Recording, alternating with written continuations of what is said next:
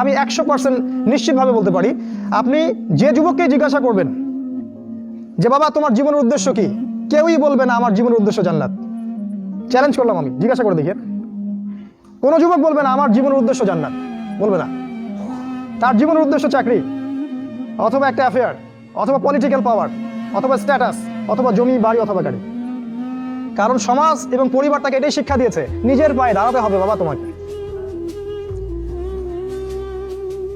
তো প্রথম যে কাজটা তারা করেছে সেটা হলো তারা আপনাকে আপনার জীবনের উদ্দেশ্য থেকে সরিয়ে দিয়েছে। 2 নাম্বার কাজ তারা যেটা করেছে সেটা হলো যে আপনার শারীরিক শক্তিটাকে তারা নষ্ট করেছে। প্রথমত, এখনকার যুবকদের শারীরিক শক্তি আর আমাদের চাচাদের শারীরিক শক্তির মধ্যে আকাশ পাতাল পার্থক্য আছে। এখানকার কোনো চাচার সাথে লড়াই করার ক্ষমতা তোমাদের নাই। তোমরা 3 জন মিলে একজন চাচার সাথে পারবা না ইনশাআল্লাহ, আমি বিশ্বাস করি এটা। আমার একজন আত্মীয় যিনি একটা প্রশাসনিক পদে আছেন,